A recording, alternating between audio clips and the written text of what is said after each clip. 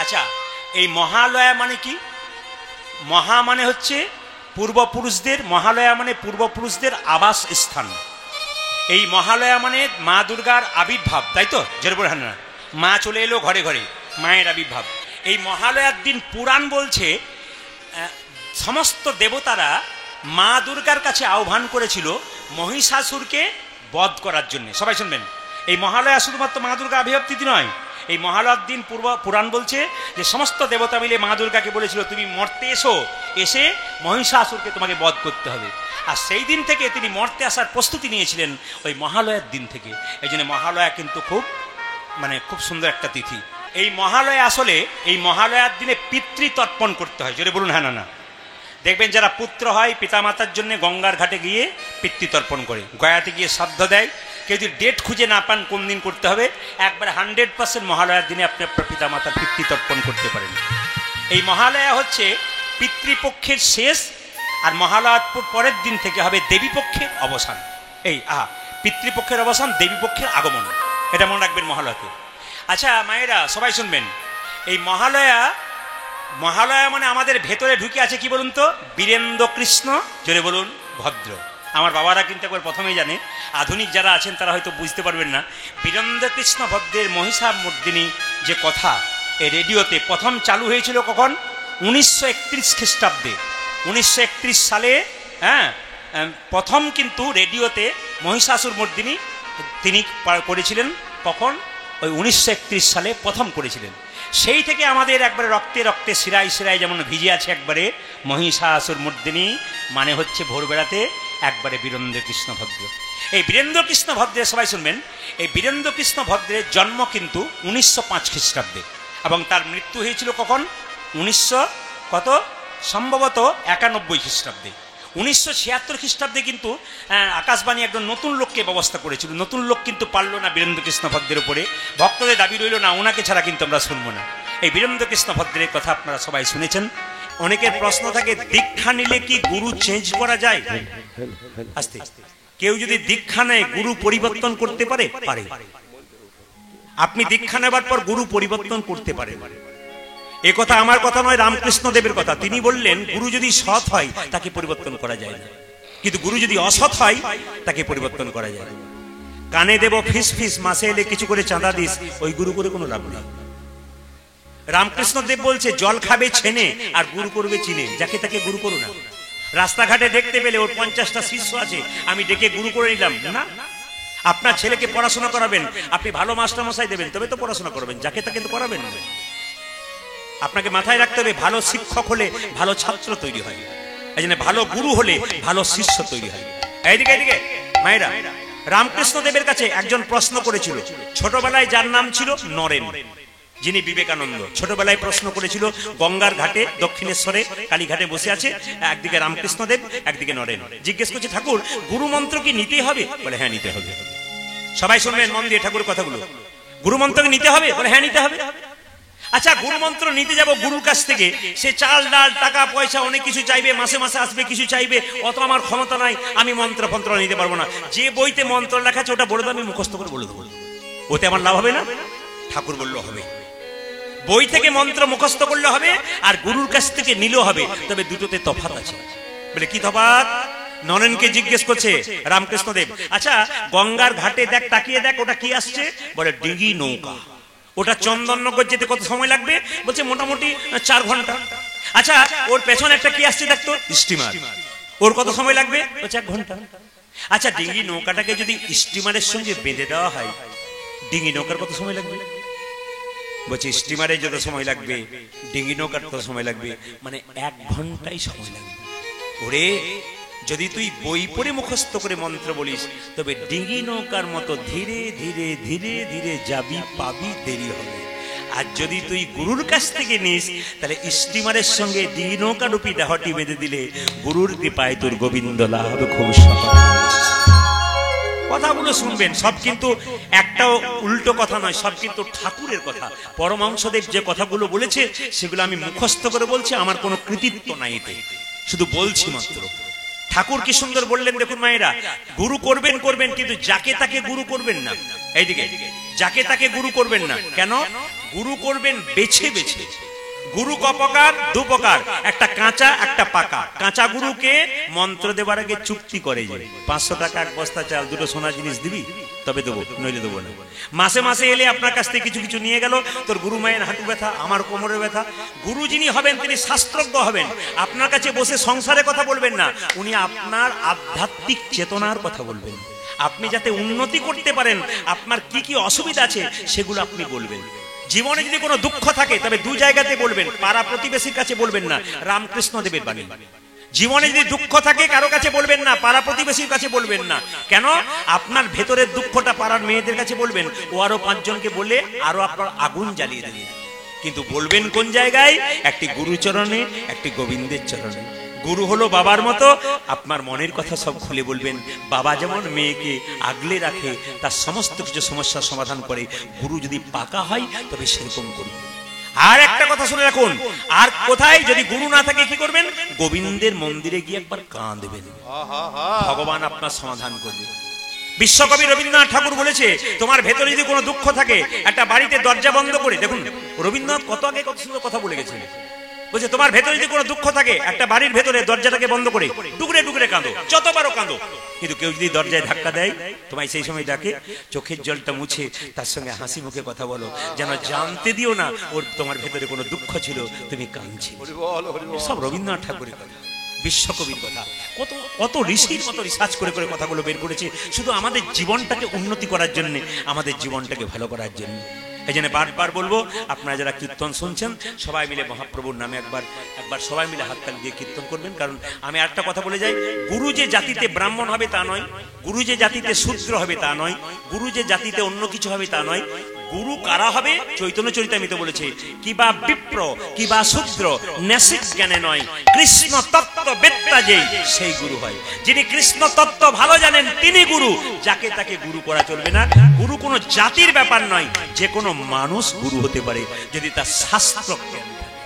এখন মহাপ্রভু বলেছেন যে 10-5 সবে মিলে দাঁড়িতে বসিয়া কীর্তন করহ সবে হাতে তালি দিয়ে। সবাই মিলে আজকে হাতে তালি দিয়ে একটু কীর্তন করবে। যার আছে তিনি তালি দেবেন, আমি আগে বললাম যার নাই তার দেবার দরকার নেই। তবে একটা সুন্দর কথা বলে যাই, আজকে কিন্তু আমার এখানে কীর্তন গাওয়ার কথা নয়, এখান থেকে 400 কিলোমিটার দূরে আমার কীর্তন করার কথা। আমি যদি ভোরবেলায় বেরোতাম এখানে কীর্তন করে, এতক্ষণ প্রায় ছোবো হয়ে যেতাম। মালদা থেকে প্রায় 100 কিলোমিটার দূরে আমি থাকতাম। ভোরবেলায় বেরোলে এতক্ষণ ঢুকবো। কিন্তু এখানে কালকে রাত্রিতে প্রচন্ড বৃষ্টি হওয়াতে ওখানে ফোন করলাম, ওনাদেরকে বললাম দেখুন ভাবুন, গেলে কিন্তু অসুবিধা আছে, কিন্তু আপনাকে ভাবতে হবে। ওনারা ভাবলেন, বললেন না দাদা যা অবস্থা আজকে আমাদেরও হলো না, কীর্তনিয়া ঘুরে গেছে, আপনারও বোধহয় কালকে ওরকম অসুবিধা হবে। তখন এনাদেরকে বললেন, এনারা বললেন তাহলে সুযোগটা আমাদেরকে দিন আজকে। ওনারা আবার বললেন আপনার ক তারিখে ছুটি আছে? আমার 5 তারিখে ছুটি আছে। বলে ওই ডেটটা আমাদেরকে দিয়ে দিন, যা হবে হবে ওইটাতেই করিয়ে নেব। মানে ওদিকও হলো আবার এদিকেও হলো, মানে গোবিন্দ সব পূরণ করে দিল, কোনো জিনিস বাকি রাখলো। এটাই গৌর। যদি বৈষ্ণবের কৃপা সাধুর কৃপা থাকে তবে সবই হয়। আমাকে কীর্তনে আগে একজন জিজ্ঞেস করলেন, দাদা আজকে কি পালা হবে? আস্তে আস্তে আস্তে আজকে কি পালা হবে? তো আমি ওনাকে বললাম, দাদা পালা টালা তো আমি জানি না। এইদিকে এইদিকে এইদিকে এইদিকে, আমি তো পালা জানি না, তাহলে আপনি কি জানেন? বললাম আমি লীলা জানি। কীর্তনে কোনো পালা হয় না। যদি কোনো ব্যক্তি বলে যে কি পালা করবেন, সম্পূর্ণ ভুল করছেন। একবারে লেখা থাকবে লীলা, ভগবানের পালা হয় না, লীলা হয়। যাত্রা নাটকের পালা হয়, কিন্তু কীর্তনের পালা হয় না, লীলা হয়। আর দুটো পালা আমাদের জীবনে আছে, সবাই জানেন কোনটা? একটি আসার পালা, আর একটি জোরে বলুন, একটু জোরে বলুন। আচ্ছা যারা কীর্তন শুনতে এসছেন তাদের কোন পালা শেষ হয়েছে, আসারটা না যাওয়ারটা? জোরে বলুন। যাওয়ারটা, আসারটা। বাকি আছে কোনটা? অনেকে ভয়ে বলছে না যাবে না বলে। বাকি আছে কোনটা জোরে বলুন। এতই যদি বুঝছেন যাওয়ারটা বাকি আছে, সাদা চুলে গোদরেজ নিচ্ছেন কেন? এত যদি বুঝছেন। আবার দেখবেন এই গ্রাম থেকে যখন কেউ মারা যাবে, বল হরি হরি বল বলে শ্মশানে নিয়ে যাবে, তখন আপনারা প্রণাম করেন না? জোরে বলুন হ্যাঁ না। অতীব বাস্তব কথা বলে যে প্রণাম করেন না? আপনি প্রণাম করেন, আবার ছেলে মেয়ে প্রণাম করে। আর প্রণাম করে কি ভাবেন? ও বোধ হয়ে গেল, আমি বোধ হয়ে যাবো, পাক্কা কথা করেন।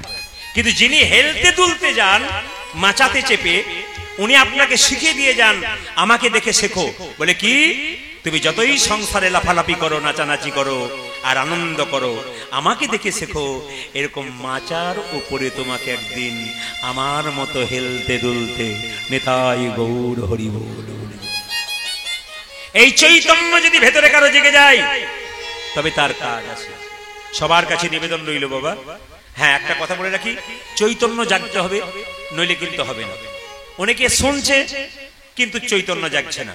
যেমন কালকে এই পরশু তারিখে যেখানে গাইছিলাম, কিছু মনে করবেন না, একজন ব্যক্তি বলছে দাদা বলে কি এই 365 দিনের মধ্যে আমি ছিলাম উড়িষ্যা বর্ডারে, তো বলছি জানেন 365 দিনের মধ্যে 300 দিন কীর্তন শুনি কিন্তু বিড়ি খাওয়া ছাড়তে পারলাম না।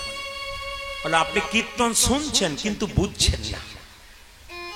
কেন ছাড়তে পারলো না? শুনছে কিন্তু বুঝছে না, বুঝলে ছেড়ে দিত। এই জন্য বুঝবেন যখন, তখন আপনি যখন বুঝতে পারবেন তখন আপনি সবকিছু আস্তে আস্তে ছাড়বেন আপনার জীবন। আর আপনি যখন বুঝবেন না তখন ওই রকমই ব্যাপার হবে। ওই জন্য বুঝতে হবে। ভগবান বললেন মানা মদ ভক্ত, তুমি তোমার মনটা আমাকে দাও। যদি পাড়া প্রতিবেশী আত্মীয় স্বজনকে তোমার মনটা দাও, ও তোমাকে ধোকা দিতে পারে, বেঈমানি করতে পারে, কিন্তু ভগবানকে মন যদি কেউ দিতে পারে তাহলে ভগবান কারোর সঙ্গে বেঈমানি করে না, ভগবান তার সঙ্গে নিতাই গৌর। এই জন্য আপনাদের এই সুন্দর মনটি ভগবানকে দিন। আজকে সকালবেলাকার লীলা, সকালবেলায় কৃষ্ণ যে লীলাটি করেছিল সেই লীলাটি গাইব আজকে, কারণ এটা দিয়ে শুরু করা উচিত। যারা কীর্তন টীর্তন বোঝেন তারা বুঝতে পারবেন। আজকে সকালবেলায় যে লীলাটি শুরু করলাম, একবার উপযুক্ত সময় উপযুক্ত লীলা, কারণ এর বাইরে আমি যাব না। আপনাদের কাছে নিবেদন রইল, গোষ্ঠে গিয়ে ভগবান শ্রীকৃষ্ণ কালিয়নাগকে দমন করেছিলেন। ভগবান গোষ্ঠে যাচ্ছেন আর কালিয়নাগকে তিনি দমন করলেন। এই লীলাটি সকালবেলাকার প্রযোজ্য লীলা, এই সময়কার লীলা, একবার এই টাইমে এই জন্য করলাম। এগুলো দেখবেন মুর্শিদাবাদ নদিয়াতে এই সময় এই পর্যায়গুলো হয়, তাই আমাদের বীরভূম বলে আমি এটা করলাম। সবাই লক্ষ্য করুন মায়েরা, লীলাটির নাম কি? কালিয় দমন। আচ্ছা মায়েরা, সাপ দেখেছেন? জোরে বলুন হ্যাঁ না না। কে না দেখেছে? আচ্ছা সাপের জিভ কাটা না গোটা? জোরে বলবেন, জোরে বলবেন। কাটা। আচ্ছা দূর থেকে দেখেছেন না হাত দিয়ে দেখেছেন?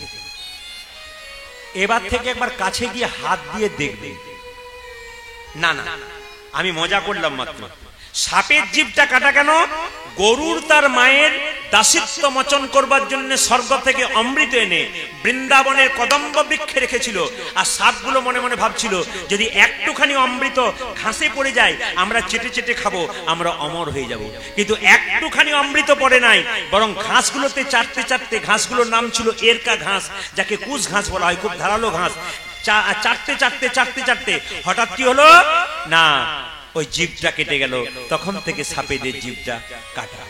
সাপ দেখেছেন বিষধর, তার মাথায় একটা চক্র দেখেন নাই? জোরে বলুন হ্যাঁ না না। এই চক্রটাকে বলছে শাস্ত্র ভগবান শ্রীকৃষ্ণের চরণ চিহ্ন। তাই বিষধর সাপ দূরে যদি দেখতে পান রাস্তায় যেতে যেতে, অন্তত দূর থেকে একবার প্রণাম করবেন। কেন? ভগবান শ্রীকৃষ্ণের চরণ চিহ্ন ওনার মাথায় আছে। আসুন আমি ছোট্ট করে বর্ণনা করব। প্রথমে জানতে হবে কালিয়নাগ কে। সাপের মাথায় কৃষ্ণ নাচলো, ওই আমার মাথায় নাচলো না কেন? সাপের মাথায় কৃষ্ণ নাচলো, ওই আপনারা তো কৃষ্ণ ভক্ত হলেন, আপনার মাথায় নাচলো না কেন? কিছু ভালো কর্ম করলে তার ভালো ফল পাওয়া যায়। আগের জন্মে যে যেমন কর্ম করবে এই জন্মে সেরকম ফল লাভ করবে। সবাই লক্ষ্য করুন, কালিয়নাগ পূর্ব জন্মে ছিল চন্দ্রধ্বজ রাজা। পেটে প্রচন্ড যন্ত্রণা, কোনো মতে ভালো হয় না। সবাইকে বলে ভালো করতে পারছো না, কোন কবিরাজের সন্ধান দিতে পারছো না? একজন বলল হ্যাঁ একজন কবিরাজের সন্ধান দিতে পারি, তিনি হলেন কবিরাজের সন্ধান দিতে পারি। কবিরাজের সন্ধান দিল, কিন্তু তবুও পেটের যন্ত্রণা ভালো হলো না।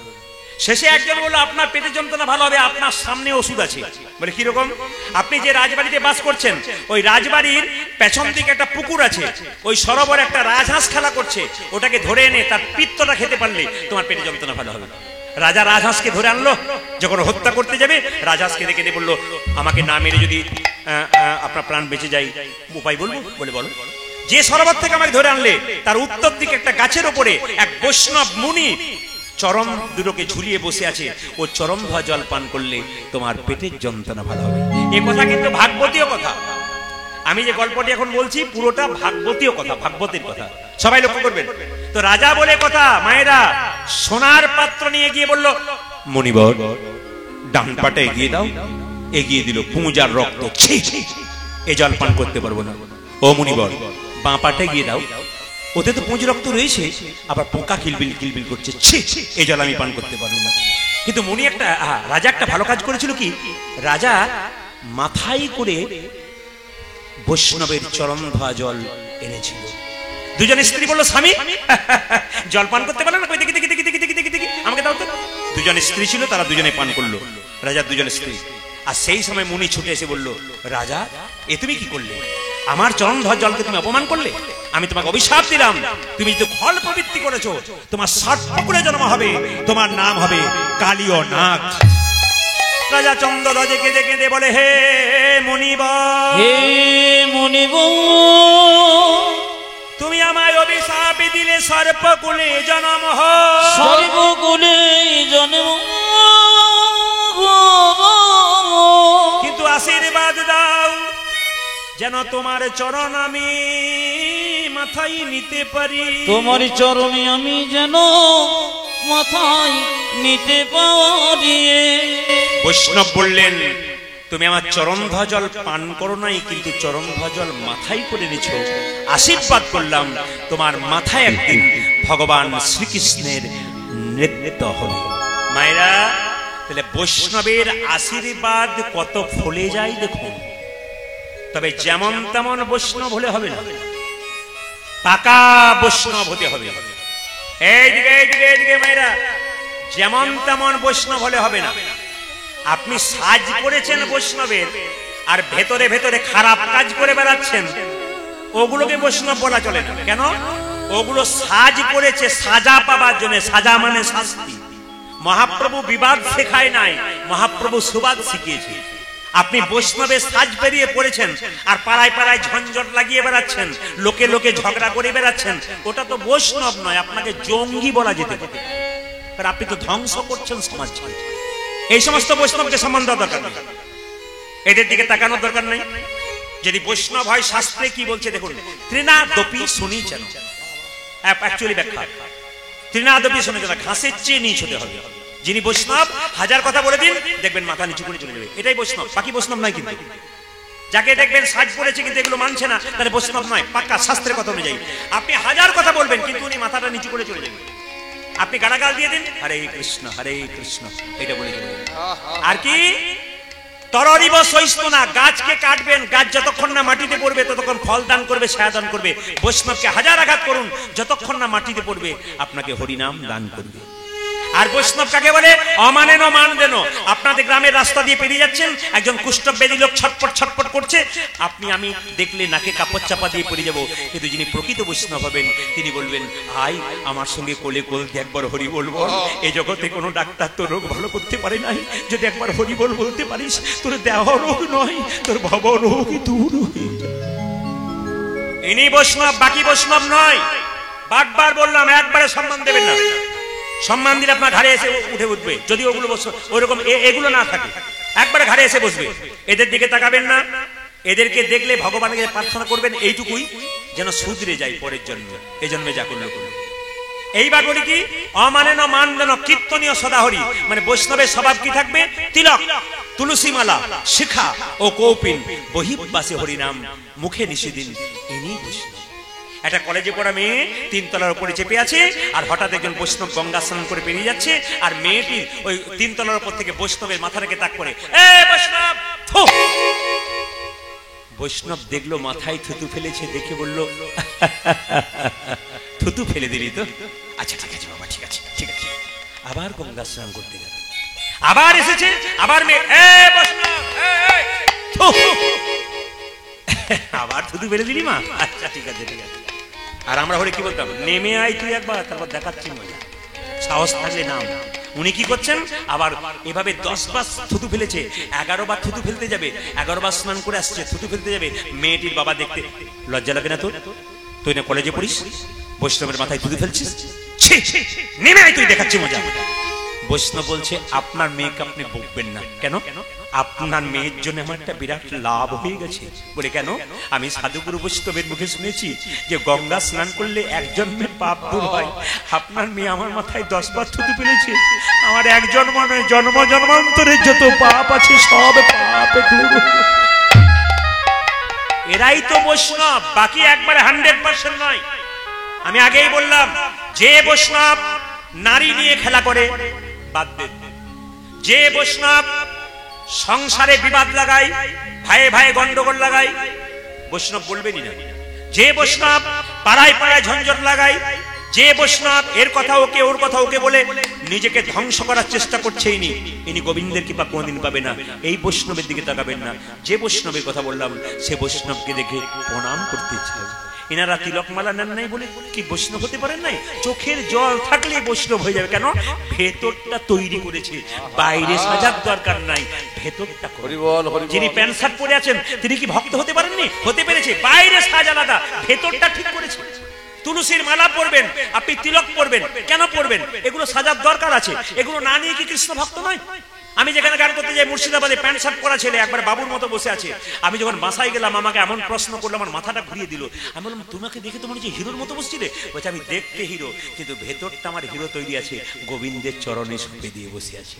বাইরে দেখে কাউকে বিচার করবেন না, আগে ভেতরটাকে দেখবার চেষ্টা করুন। ওই জন্য বললাম কি, ভেতরটাকে যে সাজাতে পেরেছে তার মতো আনন্দ আর কি আছে। তবে আপনাদের এই এলাকাতে এসে আমি একটু খুশি। এইদিকে আমি আসিনি, সাঁইথিয়া লাউজোর বলে একটা জায়গায় এসেছিলাম একদিন, বছর দুয়েক আগে। জায়গা দিতে পারিনি, প্যান্ডেল খুলতে হয়েছিল রাত্রিবেলায়, এত ভিড়। তবে মাইক সেটটা বড় খারাপ ছিল বলে কষ্ট হচ্ছিল খুব। কিন্তু এখানে শ্রীমন্ত দা যিনি বায়না করেছেন তারই মাইক, সুন্দর মাইক সেট চালাচ্ছে, সুন্দর সেট। ওনার সেটে আমি রঘুনাথপুর ঝাড়খণ্ডে গান করেছিলাম, উনি ওখানে ছিলেন। তো যাই হোক, আপনাদের গ্রামে একটা ভালো জিনিস দেখলাম, যেখানে সবজি কাটা হচ্ছে, মায়েরা হরিনাম করছে, গ্রামের মানুষরা একসঙ্গে আছে। পাশাপাশি গ্রামের মানুষরা খুব ভালো, অন্তঃকরণটি খুব ভালো, খুব সরল সহজ মানুষ আপনারা। আমি আপনাদের বলবো, কারো কথায় প্ররোচনায় নাচবেন না, কারো বিবাদ শুনবেন না, সুবাদ রাখবেন, সম্প্রীতি বজায় রাখবেন, নিজের মধ্যে এক থাকবেন, যেন কৃষ্ণ কথা হরি কথা আমরা শুনতে পারি। একটা কথা আপনাদের বলি, যদি আপনার কথা কাউকে ওনার কথা ওনাকে বলে যদি আপনাকে ভাঙাতে চায়, আপনি একটা কথা জানবেন যে এক চাষির 3টে ছেলে ছিল। তো 3টে ছেলে প্রতিদিন ঝগড়া করতো। চাষি কি করলো, একদিন এক বান্ডিল কঞ্চি বড় ছেলেকে দিয়ে বললো ভাঙতে পারলো না। মেজোকে বললো একবার ভেঙে দেখা, ভাঙতে পারলো না। ছোটকে দিল একবার ভেঙে দেখা, ভাঙতে পারলো না। কিন্তু কঞ্চিগুলো যখন একটা একটা করে দিল তখন সবাই ভেঙে দিল। বাবা তাদেরকে বোঝালো, যখন তোরা কঞ্চির বাঁধা থেকে একতা থেকে আলাদা হয়ে যাবি তখন সবাই তোদেরকে ভাঙবে, আর যদি একতা থাকবি তাহলে সবাই তোদেরকে গোটা রেখে দিতে পারবে। আমি চাই আপনাদের এই গ্রামটার নাম কি জানো? পার্সিমুলিয়া। আপনাদের এই পার্সিমুলিয়া গ্রাম যেন এক থাকে। আমি খুব আনন্দিত আপনাদের এখানে এসে, আমি খুব আপ্লুত এখানে ব্যবহারে। ওনাদের যে দুটো বাড়িতে আমি আছি খুব সম্মান। ওখানে গিয়ে এখানকার ভক্তরা খুব সরল, কাঁদছেন, আনন্দ করছেন, খুব ভালো লাগলো আমার। আমি ইচ্ছা করি আবার যদি প্রভু কৃপা করে নিশ্চয় আপনাদের সামনে কোনোদিন হরিবাসরে আসবো।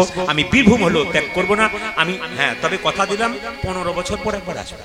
যদি বলুন রাধা রানী কি, শ্যাম সুন্দর কি, যদি বেঁচে থাকি একবার যদি বলুন রাধা রানী কি, শ্যাম সুন্দর কি, মদন মোহন কি। আচ্ছা মায়েরা, একটু আগে আমি একটা কথা বলেছিলাম যে কালিয়নাগের কজন স্ত্রী ছিল, মানে রাজা চন্দ্রধ্বজের, একটু বলুন তো। 3 জন, 2 জন। আচ্ছা আচ্ছা মায়েরা, তারা কিন্তু সতী নারী ছিল। তা কিছু মনে করবেন না যে যেখানে বসে আছেন। শ্রীমদ্ ভাগবত গীতার দশম স্কন্ধ, শ্রীমদ্ ভাগবত গীতা দশম স্কন্ধে পরিষ্কার করে লেখা আছে, ভগবান কৃষ্ণ নিজের মুখে বলছেন যে যারা সদবা নারী হয় তারা যতই হরি নাম করুক, কৃষ্ণ নাম করুক, একটি কাজ না করলে গোটা কৃষ্ণ নাম করাটাই বেকার, না বলাটাই ভালো। পরে একবার এসে বলে দিয়ে যাব, গন্ডগোল হতে পারে এটা বলার পর। না বলবো, বলছেন বলে দিয়ে। হ্যাঁ, আপনাদের ভেতর তো সবসময় গুড়গুড় করে বলেই দিয়ে যান। না না, আমি তো বলেই যাব। মায়েরা শুনবেন, শুনলে দাদা ভাইদের খুব আনন্দ হবে, আপনাদের কিন্তু কষ্ট হবে। এই জন্য বলতে চাই না, আপনার সংখ্যায় বেশি আছে। দাদারা ইশারা করে বলছে বলুন বলুন, কোনো অসুবিধা নাই, বলুন। আমি তো বলতে পারি না বাড়িতে, আপনি বলুন, আমি বলবো না, বলে যাবো। বলছে যে সদবা নারী, শ্রীমদ্ ভাগবত গীতা দশম স্কন্ধ পড়বেন, খুলবেন, একবারে মিলিয়ে দিলাম কথা। আমি ইউটিউব হচ্ছে, ক্যামেরা হচ্ছে, মিলিয়ে দেখে নেবেন সবাই। পরিষ্কার করে ভগবান কৃষ্ণ বলছেন, সদবা নারী যারা হয়, স্বামী সেবা যদি না করে, স্বামীর প্রতি ভক্তি যদি না করে, স্বামী অনুগত যদি না হয়, তবে তার কীর্তনে উলুধ্বনি দেওয়া, হরিধ্বনি দেওয়া, কীর্তন শোনা বেকার। আবার এক জায়গায় শাস্ত্রে বলছে, যেই স্ত্রী সকালবেলায় স্বামীর চরণ ছুঁয়ে প্রণাম করে সে সতী নারী হয়। আপনারা কে কে সকালে স্বামীকে প্রণাম করেন? হাত তুলে তুলে দেখান। এতদিন পরে দাদারা ভাবছে আমাদের হয়ে বলেছেন, কেউ বলে না। এ তো ঝগড়া বেঁধে যাবে মনে হচ্ছে। হ্যাঁ, বাবারে আমি যখন বললাম না যে কে কে সকালবেলায় স্বামীকে প্রণাম করেন হাত তুলুন, তার পাশে দুই চারজন দাঁড়া বলছে আর বলবেন না কেউ না। এটা শুধু এখানে নয়, সব জায়গায় দাদারা খালি বলে আর বলবেন না দাদা, ঘরে গেলে বুঝবেন যে কি হয়। না না না, আমি বলতে চাইছি মায়েরা, নারী যদি নারীর মতো হয় স্বামী ওপরে ওঠে, নারী যদি আনারী হয় পুরুষ নিচে নেমে যায়। ওই জন্য স্বামী যদি নারী যদি নারীর মতো হয় তবে পুরুষ হ্যাঁ, তা বলি এই নয় আপনি লক্ষ্মীর মতো থাকবেন আর আপনার সামনে মদ খেয়ে আপনাকে মারধর করবে, না এ হবে না, ওকে স্বামী বলা যাবে না, ওকে আসামি বলবে। আর যদি দুপুর বেলায় গরমে খেটে এলেন, স্ত্রীকে এক গ্লাস জল চাইলেন, গড়িয়ে খেতে পারছো না, ইনি স্ত্রী নয়, ইনি পত্নী নয়, ইনি পেতনি। না না, এগুলো সব চাণক্য দেবীর কথা। এই জন্য আপনাদের কাছে নিবেদন রইল মায়েরা যে যেখানে বসে আছেন, আজকে কীর্তন শোনার পর কালকে সকালবেলায় সবাই স্বামীকে প্রণাম করবেন। আর দাদা ভাইয়েরা পা গুলো একটু ধুয়ে মুছে শোবেন, যেন বালি কাদা কিছু না থাকে, জল হোক। আচ্ছা এদিকে এদিকে স্বামীর সঙ্গে আপনার সম্পর্ক কি একটু বলে যাই। আমি কিন্তু যতগুলো কথা বলবো প্রত্যেকটি শাস্ত্রে শুনতে শক্ত, মানে নারকেল দেখেছেন বাইরেটা শক্ত, ভেতরে কিন্তু শ্বাস জল আছে। আমার কথাগুলো বাইরে কেমন কিন্তু ভেতরে তত্ত্ব আছে। কেন? সবাই সবাই বলুন, আপনার স্বামীর সঙ্গে আপনার কি সম্পর্ক একটু বলবো, আপনারা হ্যাঁ বলবেন, কোনো অসুবিধা নেই। আরে বীরভূমের মানুষ তো, লজ্জার কি? বলবেন কি আপনার স্বামী আপনার গুরু হয়? জোরে বলুন, জোরে বলুন, আমি একটু জোরে শুনতে চাই, জোরে বলুন। ক্যামেরা হচ্ছে কিন্তু হ্যাঁ বলেছি, আর একটু জোরে বলুন। গুরু হয়? আচ্ছা দাদারা বলছে গুরু হয় না রচনা হয়, মানে কিসের রচনা আমি বললাম না আর কি হয়। আচ্ছা আপনার স্বামী আপনার দেবতা হয়? যাক দু চারজন হ্যাঁ বলেছে। আপনার স্বামী আপনার রোগের ওষুধ হয়? তাই তো মেডিসিন দোকান বন্ধ হয়ে যাবে। আপনার স্বামী আপনার বাবা হয়? বাবা আবার হয় নাকি? বাবা হয় না? না না তাই হয়নি, বাবা হয় না? আচ্ছা দু চারজন বলছে। আপনার স্বামী আপনার ভাই হয়? আপনার স্বামী আপনার ছেলে হয়? হ্যাঁ, এ কথাটা কে বলেছে? আমি বলি নাই, বিষ্ণুপ্রিয়া। কাকে বলেছে? নিমাইকে বলেছে। তাকিয়ে দেখুন, সনাতন মিশ্রের কন্যা, আমার দুটি কন্যা, একটি ভাগ্যলক্ষ্মী একটু শুভলক্ষ্মী। আমি বাড়ি গেলেই বইপত্র নিয়ে ঘাটাঘাটি করলে যেগুলো ইম্পর্টেন্ট জিনিস বলবো বলে ঠিক করি, লাল দাগ দিয়ে রাখি। আমার কন্যা পেছনে বসে থাকে, দেখে বাবা কি করছে। আমি হয়তো স্নানে গেলাম, তখন কেউ ফোন করেছে, খুকি তোমার বাবা আছে? আছে। কোথায়? ব্যস্ত। একটা কথা জিজ্ঞেস করেছিল, মেয়ে বলে আপনি বলুন। দেখি 7টা প্রশ্ন করলে 4টে প্রশ্ন মেয়ের উত্তর দিচ্ছে। কেন? বাবা আলোচনা করে মেয়ে শোনে, তাই হয়েছে। আর আপনি আলোচনা করবেন আপনার মেয়ের জন্য, শ্বশুর বাড়ি যাবি, কারো কথা শুনবি না, নিজের ডাঁটে থাকবি। যদি এই শিক্ষা দেন তাহলে আপনার এরকম। আচ্ছা বাবা একটু আপনাদের বলে যাই, যখনই এই দুটো যন্ত্রকে দেখছেন আপনারা, রাস্তায় দেখলে দুটো যন্ত্রকে প্রণাম করুন। সবাইকে কি বললাম? শ্রীখোল। এটা শ্রীখোল। আমি যখন কলেজে পড়াশোনা করি, হেতমপুর কলেজে কীর্তন করতে যেতাম ঝাড়খণ্ডে প্রচুর। এদেরকে বললাম তুমি আগের বাসে চলে যাও, তোমরা, আমি দ্বিতীয় বাসে যাব। তখন আমি বিয়ে পড়ি, তো কীর্তন করতে যাচ্ছি, কীর্তন করে ফিরছি, তখন আমার গাড়ি ছিল না, বাসেই যেতাম। একজন স্কুলের শিক্ষক, তাকে আমি চিনি, আমার সামনে দাঁড়িয়ে আছে, এই শ্রীখোলটা নিয়ে আমার সামনে দাঁড়িয়ে আছে। হঠাৎ গাড়ি ব্রেক দিচ্ছে আর শ্রীখোলটা মাস্টারমশাই গায়ে লেগেছে, আর মাস্টারমশাই বলছে দাদা, ও দাদা। আমার কি হলো দাদা? ঢোলটা সরানো। কি বলছে দেখুন, কি বলছে? ঢোলটা সরানো। বহু পশ্চিমবাংলায় সবাই চাকরি করছে, কি সরকারি কি বেসরকারি। এত এত মুসলিম ভাইরা আছে সরকারি চাকরি করে, একজনও রোজা বন্ধ করে না। আমাদের একজনও একাদশী করার কথা বলে ওসব মা কাকিমার করে, আমরা করি না। তফাৎটা আমাদের কোন জায়গায়? একজন স্কুলের টিচার, একটা স্কুলে 3জন মুসলিম টিচার রয়েছে, 7জন হিন্দু টিচার রয়েছে, আমি দেখতে পাচ্ছি এক জায়গাতে। 3জন মুসলিম টিচার রোজা পালন করেছে, একবারে না খেয়ে ভোর 4টে থেকে সন্ধ্যে 6টা পর্যন্ত ক্লাস করতে এসছে। শুক্রবার পাশে গ্রামে মসজিদে নামাজ পড়তে যাচ্ছে। আর সাবজয়তে লজ্জার ব্যাপার, হিন্দু শিক্ষকগুলো একাদশী কি সেটাই জানতে পারলো না। ধর্ম রাখবেন কি করে? আসল ধর্ম রাখার জায়গাটা আমরা যে শিক্ষিত হয়ে ধর্ম রাখতে পারি না, ওরা কি করলো আমরা কি করলাম? জায়গাগুলো ধরবেন, বিচার করবেন আপনারা। বিখ্যাত বিজ্ঞানী আইজাক নিউটন, তিনি ভগবান বিশ্বাস করতেন। আইনস্টাইন জীবনে কোনদিন আমিষ খায় নাই, নিরামিষ খেয়েছে। এদিকে টাকার মধ্যে একজন মহাপুরুষের ছবি থাকে, তার নাম কি? জোরে বলুন, জোরে বলুন, কি নাম তার? নাম কি? তার নাম হচ্ছে কে? মহাত্মা গান্ধী। এই মহাত্মা গান্ধী সকালবেলায় ঘুম থেকে উঠে গীতা পড়তো স্নান করে। গীতাকে মা বলতো, নিজের মাকে মা বলতো। এলাহাবাদ কোর্টে থাকতেন তিনি, এলাহাবাদ কোর্টে চাকরি করতেন। তো তিনি যখন যেতেন, যাবার আগে গীতা পড়ে যেতেন, আর গীতাকে নিয়ে কেঁদে কেঁদে বলতেন, সম্পদ দিও না, আমাকে বিপদ দাও। সম্পদ দিলে আমি তোমায় ভুলে যাব, আর বিপদ দিলে আমি তো। এত বড় মহাপুরুষ যদি ভগবানকে চিন্তা করতে পারে, গীতা পড়তে পারে, লজ্জা আমাদের। আমরা শিক্ষিত হয়ে একবার গীতার নাম পর্যন্ত পড়তে পারি না। থাকবে কি করে? সনাতন ধর্ম বলে চিৎকার করছেন, থাকবে কি করে? আসল জায়গাতে তো ফাঁক হয়ে বসে আছে। আসল জায়গাতে চিনতে পারলাম না আমরা। এই জায়গাটা ঠিক করুন। আগে শিখতে হবে দেখে দেখে। কেউ দেখে শেখে, কেউ ঠকে শেখে। শিখুন এখন থেকে, নইলে পরে কিন্তু প্রচন্ড যন্ত্রণায় পড়বেন। এখন তো পড়ছেন, আরো পরে ইশারায় বুঝবেন, আরো পরে বুঝবেন কোন জায়গায় যাচ্ছেন। দোষ কারা করছে? আমরা নিজেরা করছি। আমরা আমাদের পায়ের তলার মাটিটাকে আমরা নিজেরা সরিয়ে দিচ্ছি। একটু ভাবনা চিন্তা। আমাদের ছেলে কৃষ্ণ ভক্ত হবে, একটু কীর্তন শুনতে যাবে, বাবা মা বলে এখন থেকে কি যাবি রে? হ্যাঁ, বুড়ো হবি তখন যাবি, খালি কীর্তন শোনা, পড়াশোনা না। ছেলেকে শিক্ষিত করুন, উচ্চ শিক্ষিত করুন, পড়াশোনা করান, কিন্তু টাকা রোজগার করার মেশিন তৈরি করে দেবেন না। অন্তত বিবেকটা জাগাবেন। ছেলের হাতে বাইক নয়, ছেলের হাতে বাইক নয় জীবন দান করুন, আর মেয়ের হাতে মোবাইল নয়, ওকে সংস্কার দান করুন। একটা বাচ্চা ছেলেকে মা শিখিয়ে দেবে, সকালবেলায় ঘুম থেকে উঠে আগে মন্দিরে প্রণাম কর, তোর বাবা মা দাদু ঠাকুমাকে প্রণাম কর, আমাকে আর তোর বাবা মাকে ঠিক প্রণাম কর, তবে তো আপনি শেখাবেন আপনার বাচ্চাকে। নইলে আপনার বাচ্চা কি শিখবে? আপনার বাচ্চাকে আপনি কি শিখিয়ে গেলেন? আপনি ভাবছেন আমি কোটি কোটি টাকা ছেলের জন্য রেখে গেলাম, ছেলে কেমন তৈরি হলো? এইরকম না এইরকম। যদি এইরকম তৈরি হয় তাহলে আপনার লাভ আছে, বিবেক থাকবে। আর যদি এইরকম তৈরি হয়, আপনার সব চলে যাবে। কথাগুলো বিচার করবেন আপনারা। তবে আপনাদের এখানে ভালো খবর পেলাম, এখানে কেউ মদ খায় না। আপনাদের হাসিতেই বুঝতে পারলাম পার্টি আছে।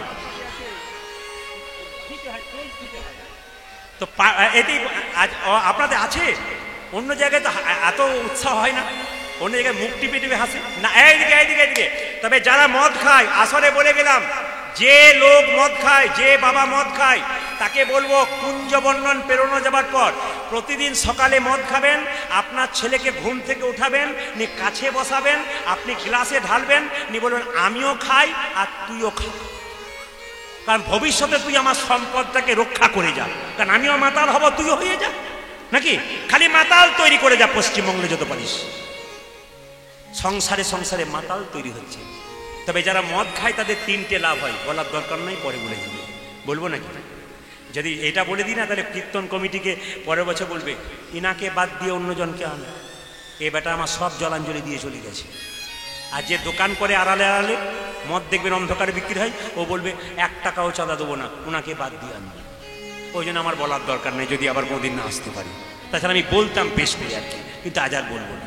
যে মায়েরা বলছেন বলুন, আপনারা বললে হবে। যেরকম রাধা রানী কি, শ্যাম সুন্দর কি। এইবার লক্ষ্য করুন, যেই না মাস্টারমশাই কি করেছে, ঢোল বলেছে, আমার দাদা কিছু মনে করবেন না, ওটা শ্রীখোল, সে যাই হোক, রাত জেগে গান করবেন আর ঢোলটা নিয়ে আমার গায়ে ঢুলে পড়বেন। আমার দাদা এই ঢোলটা একদিন আপনার কাজে লেগে যাবে, আমার বিয়ে হয়ে গেছে। বললাম ওই বিয়েতে নয়, আর একটা বিয়ে বাকি আছে। কোন দিন বলুন তো? বলো হরি বলো হরি হরি।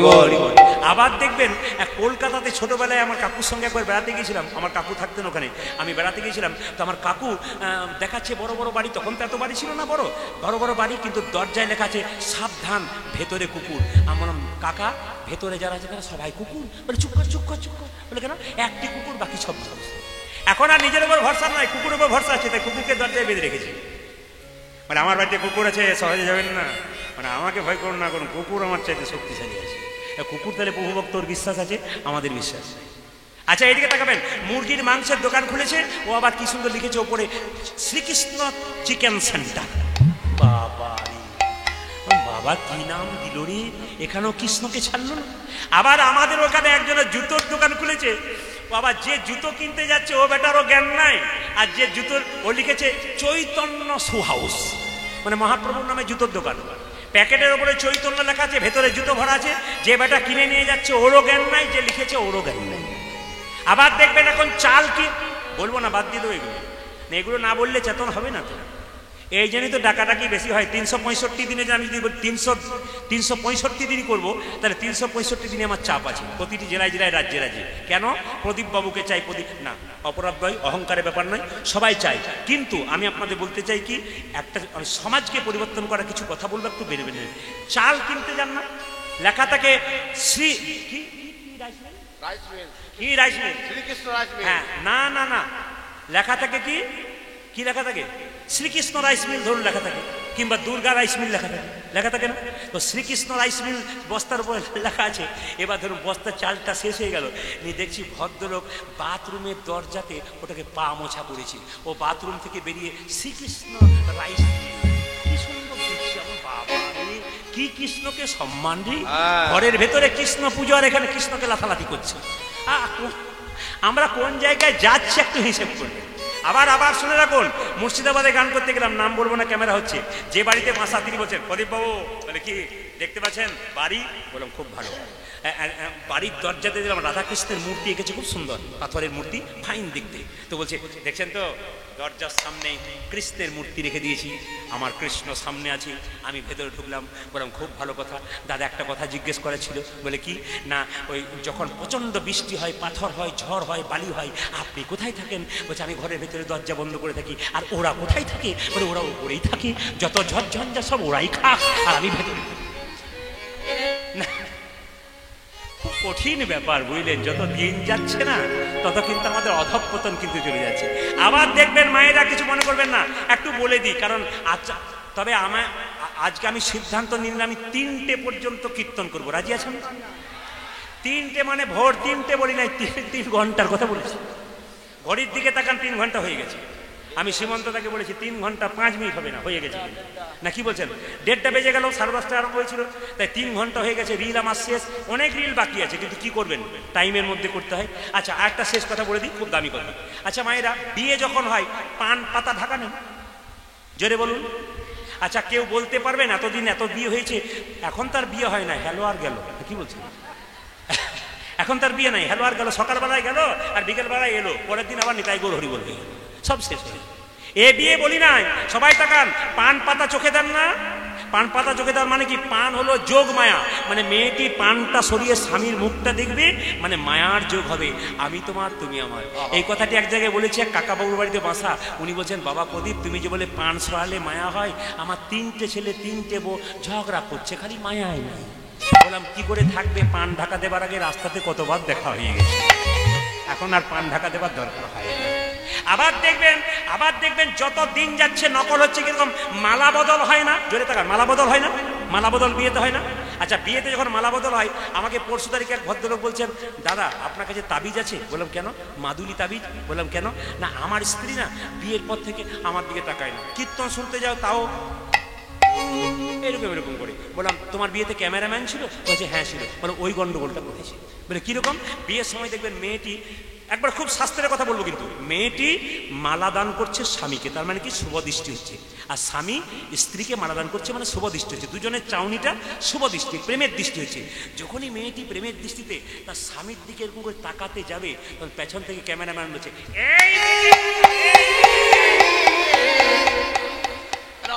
শুভ দৃষ্টিটা কোন দিকে?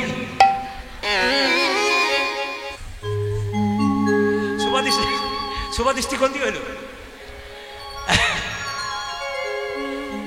আবার 3 বছর পর আমাদের বলতে হবে যে ওনাকে একবার আনতে হবে, নাহলে গন্ডগোল আছে। আর বেশি দেবো না ডোজ, নাহলে গন্ডগোল। তবে শাস্ত্রের কথা একটু বলে যায়, মালার রং সাদা থাকে কেন? রজনীগন্ধা মালা যখন দেয়, মালার রং সাদা কেন? হস্তবন্ধন করেন কেন?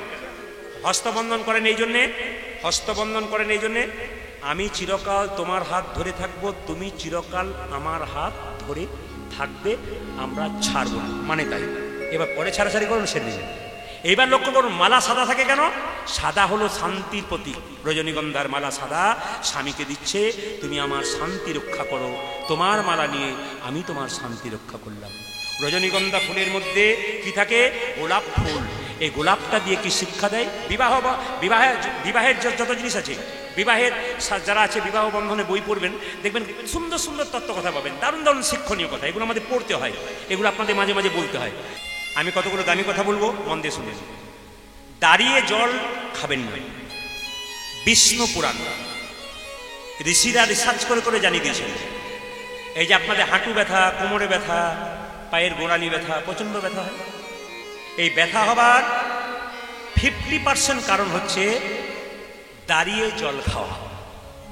এইদিকে সবাই তাকে ইউরিক অ্যাসিডের ব্যথা হয়ে গেল আলাদা জিনিস, কিন্তু এই যে বিভিন্ন সময় ইউরিক অ্যাসিড নেই অথচ আপনার শরীরে ব্যথা।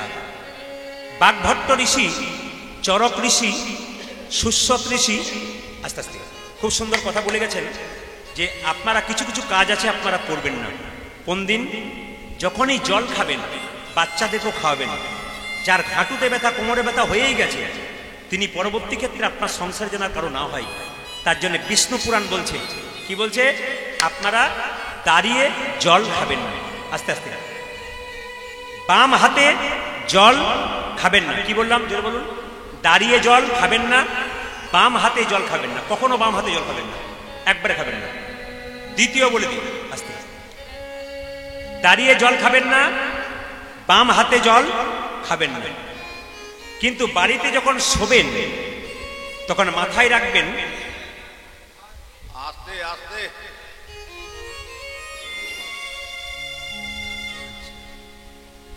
সোনার জিনিস পড়েছিল নাকি? তাহলে তো খুঁজতেই হবে। আচ্ছা মায়েরা এই দেখেন, হ্যাঁ আমি যে কথা ছিলাম, বাড়িতে যখন শোবেন শাস্ত্র বলছে আপনার শোবার মাথাটা যেন দক্ষিণ দিক কিংবা পূর্ব দিক হয়। তো মাথায় রাখবেন। আপনার বাড়িতে যে মারা গেছে সে মৃতদেহ ব্যক্তির ছবিটা, মৃতদেহ অবস্থায় থাকা ছবি বাড়িতে রাখবেন না, শাস্ত্র নিষেধ করছে। কেন নিষেধ করছে? একটা কারণে নিষেধ করছে, যদি কেউ রাত্রিবেলায় ঘুম থেকে উঠে ভয় খেয়ে যায়, এই জন্যে মৃত ব্যক্তির ছবি আপনারা বাড়িতে রাখবেন না। যিনি জীবিত আছেন ওই ছবি বাড়িতে রাখবেন। যিনি মারা গেছেন তার ছবি ঠাকুর দেবতার নিচে রাখবেন না, তাকে ফুল দিতে পাবেন না, তাকে দেওয়ালে টাঙিয়ে রাখবেন, তাকে ফুলের মালা দিয়ে প্রণাম করতে পারেন, সম্মান করতে পারেন। আমাদের আত্মীয় স্বজন যারা মারা গেল তারা সবাই দক্ষিণ দিকে থাকে, ওটা দক্ষিণ দুয়ার হচ্ছে যমের দুয়ার। তাই মাথায় রাখবেন, জ্যোতিষশাস্ত্র বলছে সন্ধ্যাবেলাতে দক্ষিণ দিকে কোনো দরজা জানলা থাকে, যখন আপনি বাড়িতে ধুনো দেবেন বা বাড়িতে ধূপ দেখাবেন, সন্ধ্যা প্রদীপ দেখাবেন, দক্ষিণ দিকের দরজা জানলা যেন বন্ধ থাকে। আমি বলি নাই, জ্যোতিষশাস্ত্র বলছে। যারা জ্যোতিষ নিয়ে পড়াশোনা করেছে জিজ্ঞেস করে নেবেন। বাড়ির মঙ্গলের জন্য কিছু কাজ আছে যেগুলো করা দরকার আছে, শুনবেন। দ্বিতীয় কথা, আপনি মাথাটা উত্তর দিকে শোবেন না। কেন করে না? উত্তর দিকে শোয়ার কারণ দুটো না শোয়ার। কি? এক হচ্ছে উত্তর দিকে দীর্ঘদিন ধরে আপনি শুয়ে থাকুন, শাস্ত্র বলছে আপনার শরীর রোগের ব্যাধির মন্দির হয়ে যাবে, যত না ছিল তার চাইতে বেশি হবে। আর আপনি পূর্ব দিকে মাথা করে শোবেন, আপনার চিন্তা ভাবনা ভালো হবে। আপনি দক্ষিণ দিকে মাথা করে শোবেন, কেন? ওইদিকে পা করলে পূর্বপুরুষরা আঘাত পাবে, কষ্ট পাবে, ওইদিকে মাথা করলে আশীর্বাদ পাবেন। ভগবানের পুজো করবেন মন্দিরে পূর্ব দিকে মুখ করে কিংবা উত্তর দিকে মুখ করে। খুব মাথা রাখবেন, পূর্ব দিকে মুখ করে কিংবা উত্তর দিকে মুখ করে। এই কথাগুলো সবাই কিন্তু মাথায় নিয়ে যাবেন। পূর্ব দিকে মুখ করে, উত্তর। হ্যাঁ, বাড়িতে খেতে বসবেন, আপনার বাড়িতে বাচ্চাকে খাওয়াবেন, আপনারা খাবেন, দুটো দিকে বসে খেতে হয়, একটা পূর্ব দিক মুখ করে, একটা উত্তর দিক মুখ করে। খুব মাথায় রাখবেন কথাগুলো, একটা পূর্ব দিক, একটা উত্তর দিক। আমি মন্দিরে প্রণাম করতে গেলাম, একজন বাবাজিকে দেখলাম, বাবাজি নয় ঠিক, মানে একজন বয়স্ক বাবা, উনি সোজা প্রণাম করছেন মন্দিরে। আপনারা কীর্তনের আসর থেকে গিয়ে যদি মন্দিরে ভগবানকে সোজা প্রণাম করেন, আপনার একজনেরও হচ্ছে না, গোটাটাই ভুল করছেন, একটাও ফল হবে না। আপনাকে ব্যায়াম করতে বলেছে, অনুলোম বিলোম করতে বলেছে রামদেবজি, আপনি উল্টো করে দেবেন, ফল তো উল্টো হবে, আপনাকে হিসাবে করতে হবে। এই জন্য মাথায় রাখবেন, মন্দিরে ভগবানকে প্রণাম করবেন ওনাকে বাঁ দিকে রেখে। মহাপ্রভু এই দিকে মুখ করে আছেন, রাধাকৃষ্ণের দিকে মুখ করে আছেন, আপনি যখন প্রণাম করবেন তখন আপনাকে এই দিকে মুখ করে প্রণাম করতে হবে। আবার দেখবেন যদি দেবতার মন্দির হয়, মা কালী, মা মনসা, মা দুর্গা, তবে তাকে ডান দিকে প্রণাম করতে হবে। আর যদি সাধুগুরু বৈষ্ণব হয় তাকে সম্মুখে প্রণাম করতে হবে। বাবারা সাষ্টাঙ্গে লম্বা হয়ে লাঠির মতো প্রণাম করতে পারে, কিন্তু মায়েরা কোনোদিন লম্বা হয়ে মন্দিরে অন্তত প্রণাম আপনারা করবেন না। মন্দিরে প্রণাম আপনার একবারে লম্বা হয়ে নয়, পঞ্চাঙ্গে মানে হাঁটু গেলে, মাথা ঠিকবে, দুটো হাত ঠিকবে, দুটো পা ঠিকবে, হ্যাঁ কপাল ঠিকবে, মানে পাঁচটা আপনার মাটিতে ঠিকবে।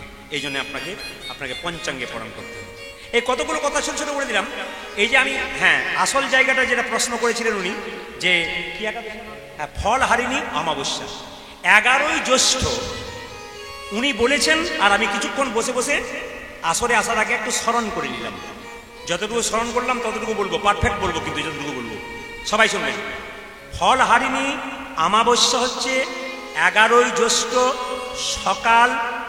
সকাল 11টা 3 লাগছে, আর পরের দিন সকাল 8টা 13 ছাড়ছে।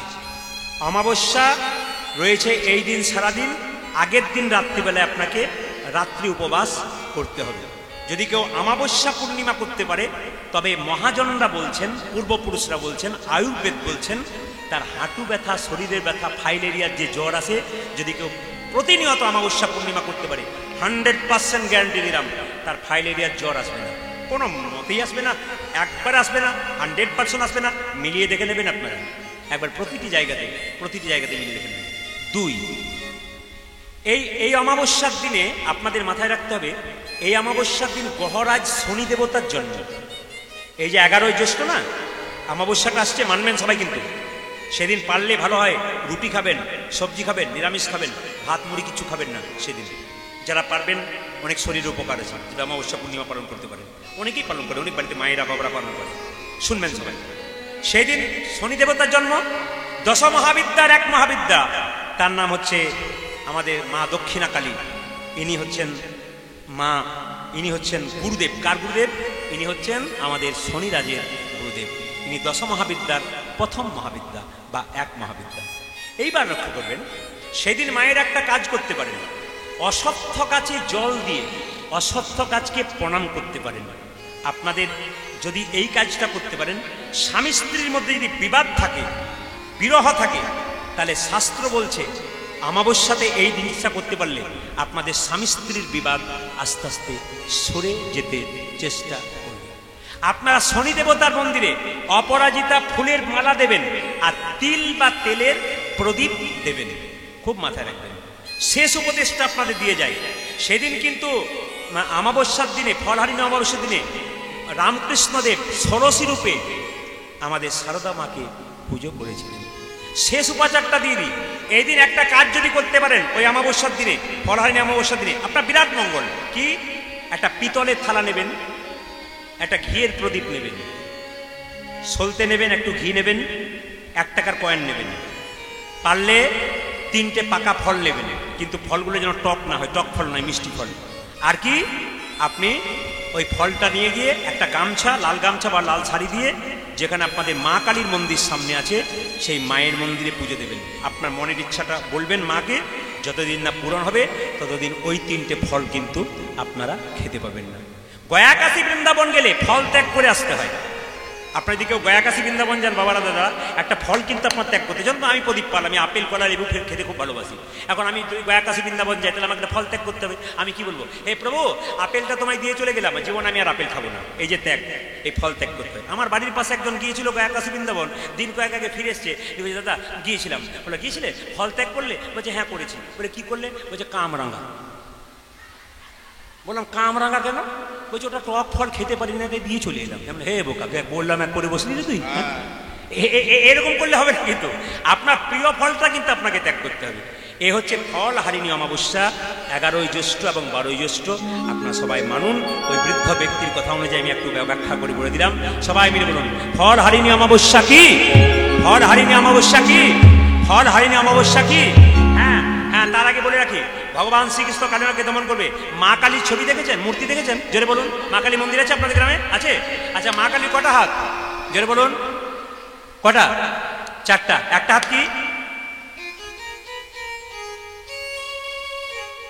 দেখে নেবেন, মেলাবেন কথাগুলো। যদি মিস্ত্রি তৈরি করতে না পারে ভুল করছে।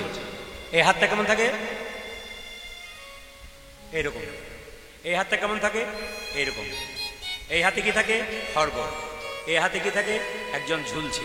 তার মানে মা কি বলছে, যদি আমাকে প্রেমের ভাবে কেউ আসবি, তবে তোকে আমি অভয় দেব। অভয় মানে এরকম।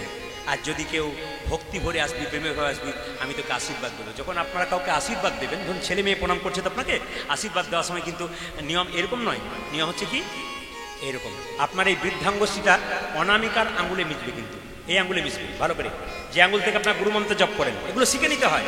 আপনার ছেলে আপনাকে প্রণাম করছে, আপনি আশীর্বাদ করছেন, আশীর্বাদটা কাজে লাগছে না, কি করে লাগবে? আপনি নিয়মে করুন। কিরকম?